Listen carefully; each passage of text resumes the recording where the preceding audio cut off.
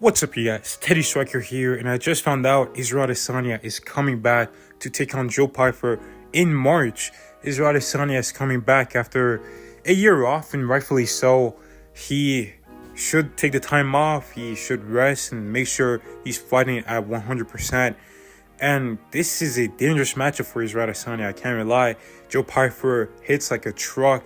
This guy is incredibly powerful. I think he can put any middleweight to sleep with one punch, with that right hand and even that left hook too. But I think Adesanya can get this done. I do feel like Israel Adesanya can still win, although I don't think Israel Adesanya is quite as good as he was. Obviously, like 2-3 years ago, I do feel like Israel Adesanya is a little bit past his prime. I mean, nowadays we're seeing Israel Adesanya get hit clean a lot more often than we once did. Ever since 2023, we seen Adesanya hurt a number of times, nearly in every fight. Like Pereira had him hurt to the leg, Strickland dropped him in the first round, Dricus rocked him and then got the takedown, and obviously Imavov knocked him out. So that is something I'm very worried about, is Israel Adesanya's durability at this stage in his career. I mean, the guy has over 100 professional fights. Like, that is a crazy amount. Like, he's got 80 kickboxing fights, and kickboxing is very brutal. On the body and the head, you're taking a lot of damage. You're forced into these fast, explosive exchanges.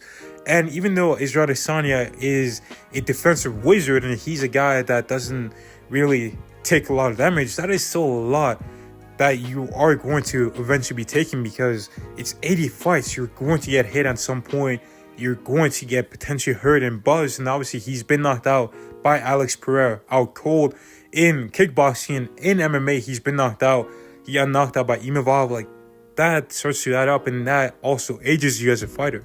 And to be honest, that is really what I'm worried about. I feel like on a technical level, a guy like Joe Pyfer can't compete with a guy like Israel Adesanya. Adesanya is just too technical. He's so skilled.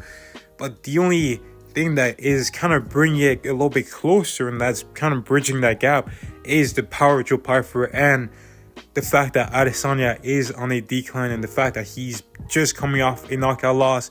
He's getting hit a lot more than he's used to. And also, one more thing is that although Joe Pyfer isn't a world-class fighter like Dricus du Plessis, Sean Strickland, or Nasruddin Imavov, the thing is, we've kind of seen a bit of a blueprint to beating Israel Adesanya with guys like Jan Blachowicz. He kind of showed it a little bit, but I feel like the guy who really showed it was Alex Pereira. He put the pressure on him. He was hitting him with hard, clean jabs, taking the movement away with the leg kicks, and just keeping him trapped up against that back fence. And whenever his back does hit the cage, that's when you really try to unload shots.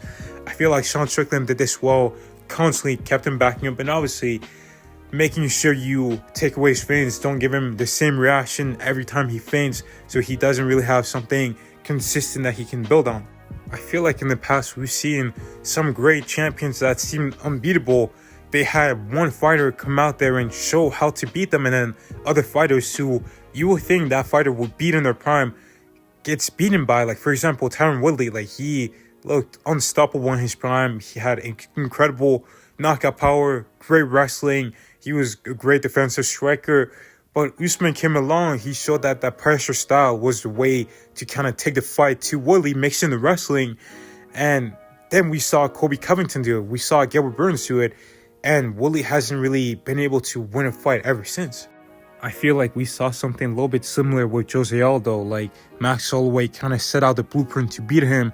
Then we saw guys like Peter Yan and Ayman Zahabi take advantage of that. And then obviously Volkanovski had his variation, to which Merab followed up with, and Mario Batista tried to do, but I still felt like Aldo beat him. But the point is, once those dominant fighters found that one fighter that could beat them, it kind of opened the door for more fighters to do the same and add their own variation to it. So Joe Pyfer could very well do that, but man, I'm really hoping Adesanya can pull this off. I'm not too confident in picking Adesanya, to be honest. I probably have it at like maybe a 55-45 in Adesanya's favor. But yeah, I hope the best for Adesanya. I hope he can come back and get this win And I don't know what's going to be next for him, but I do know that Joe Pyfer is going to be hungry. He's going to be aggressive, and he's going to be hunting Adesanya. But we'll see if Adesanya can turn back the clock. I hope he does, and I believe he can. So my early prediction for this fight is Israel Adesanya by a 49-46 decision victory. But let me know your thoughts down below. Do you think Israel Adesanya can come back and beat Joe Pyfer? Or do you think that this could be the end of Israel Adesanya's career? Thank you guys for watching. God bless. Make sure you guys like and subscribe. And I will see you in the next one.